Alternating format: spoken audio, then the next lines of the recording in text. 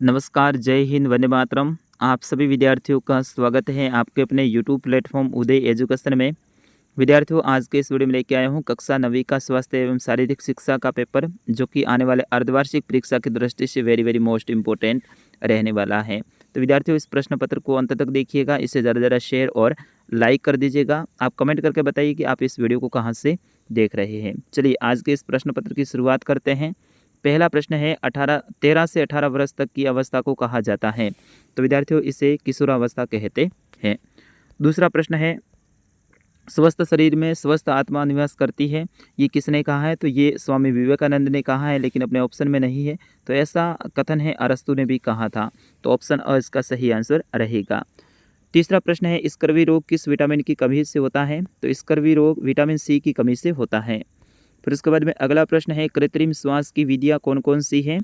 तो इसमें इसका आंसर आप सभी को कमेंट बॉक्स में लिखना है। पांचवा प्रश्न है कबड्डी खेल में एक समय में कितने खिलाड़ी खेल सकते हैं? तो कबड्डी में एक समय पे 7 खिलाड़ी खेल सकते हैं। ऑप्शन अ इसका सही आंसर रहेगा। फुटबॉल में 9 और क्रिकेट में 11 खेल सकते हैं। फिर उसके बाद में छठा प्रश्न है खेलों की जनन किसे कहा जाता है? तो खेलों का जनन जन्माष्टमी को कहा जाता है। ऑप्शन द इसका सही आंसर रहेगा। फिर उसके बाद में अगला प्रश्न है श्वसन में कौन सी गैस अंदर जाती है? तो O2 यानी ऑक्सीजन अंदर जाती है और CO2 को अपन छोड़ते हैं। अगला प्रश्न है तन मन से रोगी एवं निर्बल मानव को आत्म शांति के दर्शन कभी नहीं हो सकते हैं। ये किसने कहा है? तो स्वामी विवेकानंद ने कहा है। ठीक है ना। तो इसमें सही आंसर क्या हो रहेगा? स्वामी विवेकानंद रहेगा इसका सही आंसर। फिर उसके बाद में 9वां प्रश्न है तीव्र विकास व वृद्धि की अवस्था कौन सी है? तो वह अवस्था है किशोरावस्था। ठीक है। फिर उसके बाद में 10वां प्रश्न है मुर्गासाल शरीर के किस भाग का व्यायाम है? तो शरीर के सभी भाग का व्यायाम है। इसमें विशेष तौर पे जो आपको सर मुर्गा बनाते हैं वही मुर्गासाल है। इसमें हाथों को पैरों के बीच से होते हुए कानों को पकड़ना होता है और फिर चलते हैं, तो यह है मुर्गासाल। फिर उसके बाद में अगला प्रश्न है प्राणायाम क्या है? तो इसका सही आंसर होगा प्राणायाम श्वास पर केंद्रित करने वाला एक यौगिक अभ्यास है। 12वां प्रश्न है स्वास्थ्य के संबंध में अरस्तु का कथन वे हैं वो बताना है आपको। स्वास्थ्य के संबंध में अरस्तु ने क्या कहा था? तो अरस्तु ने कहा था कि एक स्वस्थ शरीर में स्वस्थ मस्तिष्क निवास करता है। फिर उसके बाद में अगला है जीवनदायिनी गैस कौन सी है? तो वो है ऑक्सीजन। फटाफट मैं बता रहा हूँ क्योंकि आपके समय ज़्यादा मैं वेस्ट करना नहीं चाहता हूँ विद्यार्थियों। अगला प्रश्न है विटामिन ए प्राप्ति के मुख्य स्रोत कौन कौन से हैं? तो विटामिन ए की प्राप्ति के लिए मुख्य स्रोत है वो गाजर, आम, शकरकंद, पपीता, मांस, मछली, अंडे आदि हैं।